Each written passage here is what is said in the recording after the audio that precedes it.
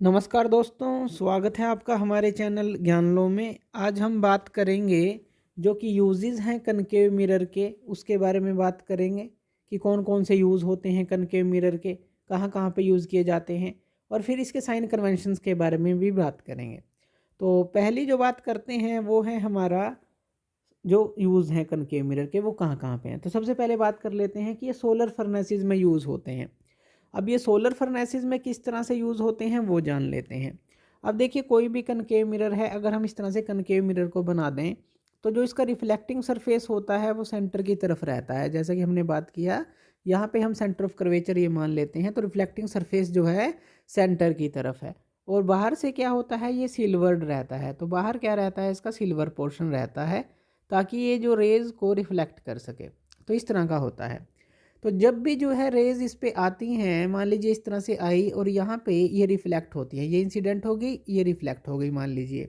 इसी तरह से यहाँ से आप एक रे ले लीजिए, ये इंसिडेंट रे हो गई, ये रिफ्लेक्टेड रे हो गई।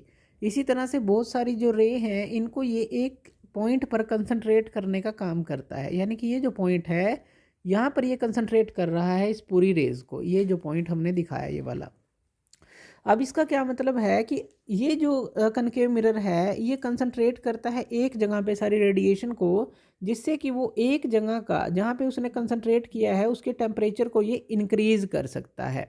तो यही मतलब हुआ, अगर ये टेम्परेचर को इंक्रीज़ कर सकता है तो हम इस पॉइंट की जगह कुछ ऐसी चीज़ लगा लें जो हमें फ़ायदा भी दे सके। और कनकेव मिरर के थ्रू हम सारी लाइट को रिफ्लेक्ट करके उसका टेम्परेचर इंक्रीज़ कर सकते हैं। यानी कि हम फर्नेसेस का वहाँ पे यूज़ कर सकते हैं, जो कि सोलर से ऑपरेटेड होती हैं, सन की रेडिएशन का वो यूज़ करती हैं और कनकेव मिरर का यूज़ करती हैं, जिससे कि सोलर फर्नेसेस का हम यूज़ कर सकते हैं, एक भट्टी का यूज़ कर सकते हैं जो कि सिर्फ सन की रेडिएशन से ही चलेगी। तो वहाँ पर इसका यूज़ होता है। पहला तो आप ये समझ गए होंगे, क्यों? क्योंकि ये कंसंट्रेट करता है पूरी रेडिएशंस को एक पॉइंट पर। दूसरा, इसका जो यूज़ होता है शेविंग मिरर्स के अंदर होता है। शेविंग मिरर्स के अंदर क्यों होता है? देखिए, हमने एक जो केस पढ़ा था, अगर जो ऑब्जेक्ट हो वो पोल और फोकस के बीच में हो, तो यानी कि कोई भी ऑब्जेक्ट जो हो, अगर हम पोल और फोकस के बीच में रखें उस ऑब्जेक्ट को, तो इमेज जो है, इमेज हमारी काफ़ी एनलार्ज बनती है। तो एनलार्ज इमेज हमें मिलती है, बड़ी इमेज मिलती है। तो इसलिए जो शेविंग मिरर है उसके अंदर इसका यूज़ होता है। और इसके अलावा जो डेंटिस्ट्स हैं, जो दांतों के डॉक्टर होते हैं, वो इसका यूज़ करते हैं। और इसी जो है केस का यूज़ करते हैं, पोल और फोकस के बीच में ऑब्जेक्ट को लाया जाता है ताकि इमेज को बड़ा करके देखा जा सके, जिससे कि डेंटिस्ट जो है आसानी से किसी भी हमारे टीथ को बड़ा करके देख सकते हैं, उसमें कोई कमी है उसको भी जांच सकते हैं। तो सेविंग मिरर्स के अंदर और डेंटिस्ट जो है उसका यूज़ करते हैं, तो वहाँ पर इसका यूज़ किया जाता है। ऑटोमोबाइल हेडलाइट्स के अंदर इसका यूज़ किया जाता है। अब देखिए, आपने ऑटोमोबाइल की हेडलाइट देखी होंगी, वो इस तरह की कनकेव होती हैं। जैसे फ्रंट लाइट ही अगर आप देख लें या इंडिकेटर देख लें, कुछ भी देख लें, और उनके बीच में जो बल्ब होता है, जब वो ग्लो करता है तो जो लाइट है यहाँ पर पड़ती है, इस जो कनकेव पोर्शन है, और इसको फिर आगे की तरफ वो रिफ्लेक्ट कर देती है। यानी कि अगर हमें दूर तक लाइट को भेजना है तो इस कनकेव मिरर का यूज़ किया जाता है। क्यों? क्योंकि इस सारी लाइट को ये इकट्ठा करके आगे की तरफ फेंक देता है। तो इसलिए ऑटोमोबाइल हेडलाइट में भी इसका यूज़ किया जाता है।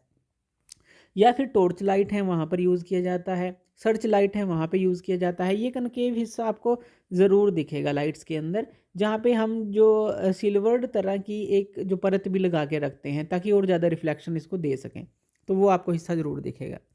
नेक्स्ट जो है ईएनटी डॉक्टर जो हैं वो इसका यूज़ करते हैं। जैसे कि हमने डेंटिस्ट की बात की, इसी तरह से जो ईयर के डॉक्टर होते हैं, नोज़ के डॉक्टर होते हैं, तो ईयर एंड जो नोज़ के डॉक्टर होते हैं वो भी इसका यूज़ करते हैं। क्यों? क्योंकि इससे जो है इमेज को लार्ज करके देखा जा सकता है। जैसे हमने बात की, पोलर फोकस के बीच में अगर ऑब्जेक्ट आ जाए तो वहाँ पे उसको इमेज को लार्ज करके देखा जा सकता है, जिससे डॉक्टर्स को आसानी होती है कोई भी चीज़ को एनलार्ज करके देखने में। तो इसलिए यूज़ ऑफ कनकेव मिरर जो है काफ़ी जगह हमारा किया जाता है। तो ये आप समझ गए होंगे। नेक्स्ट जो है हम बात कर लेते हैं important conclusion regarding sign convention. जो इम्पोर्टेंट कंक्लूजन्स हैं रिगार्डिंग साइन कन्वेंशंस, वो हमारे कौन कौन से हैं। अब साइन कन्वेंशन की हमने बात की थी, जिसके अंदर हम बात करेंगे यू, वी, फोकल लेंथ, जो ऑब्जेक्ट की हाइट है, इमेज की हाइट है, मैग्नीफिकेशन है, इन सारी चीज़ों की बात करेंगे कि इनको हम किस तरह से पॉजिटिव और नेगेटिव हम लेते हैं। तो सबसे पहले हम एक कनकेव मिरर बना लेते हैं। ये कनकेव मिरर आपने बना लिया। रिफ्लेक्टिंग सरफेस इसका इस तरफ है क्योंकि सेंटर इस तरफ है, सेंटर ऑफ कर्वेचर इस तरफ है। तो हम एक लाइन लगा लेते हैं। ये कौन सी लाइन है? ये प्रिंसिपल एक्सिस की लाइन है। अब आप जो है कोई ऑब्जेक्ट ले लीजिए, मान लीजिए आपने कोई ऑब्जेक्ट ले लिया।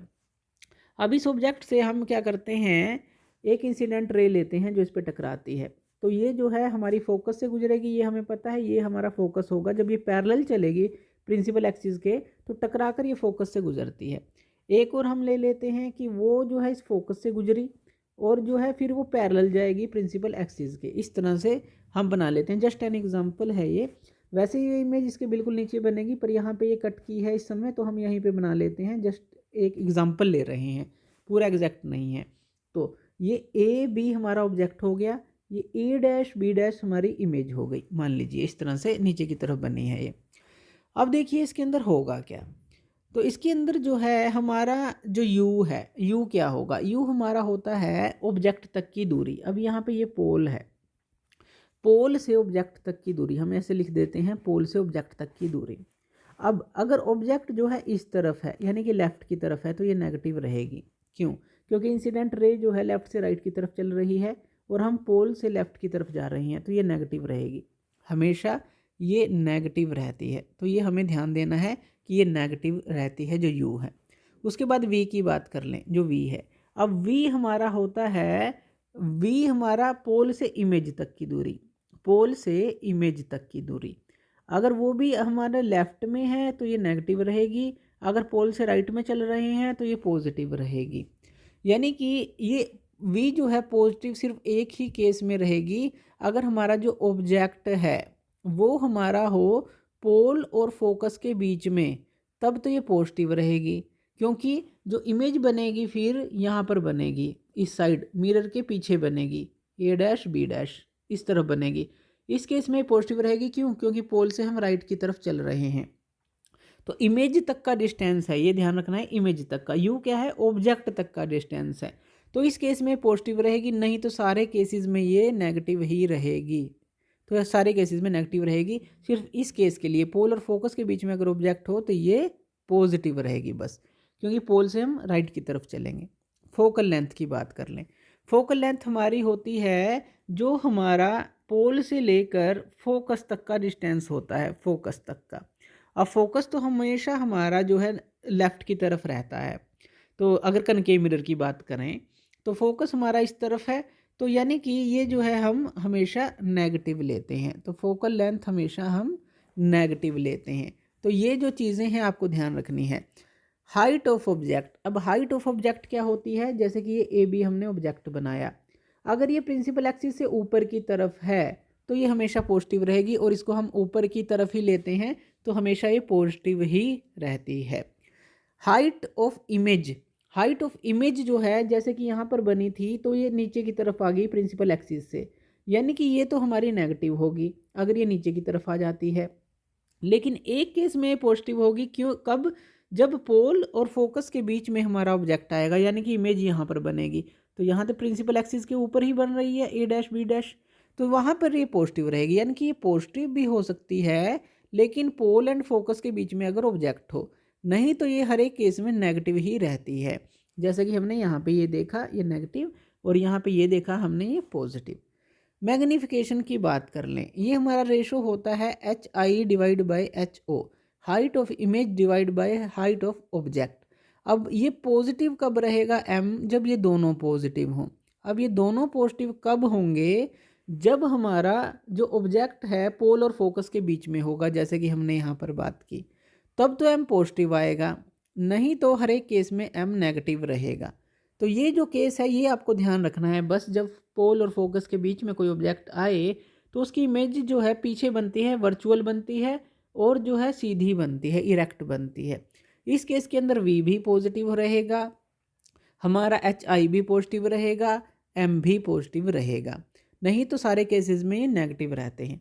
तो ये थी हमारी इंपॉर्टेंट कंसीडरेशन जो साइन कन्वेंशन के बारे में थी, और यूजेस ऑफ थे जो हमारे कनकेव मिरर के, वो हमने डिस्कस किए। तो थैंक यू वीडियो देखने के लिए, और इसी तरह की वीडियोज़ के लिए आप हमारे चैनल ज्ञान लो पे हमें सब्सक्राइब कर सकते हैं। धन्यवाद।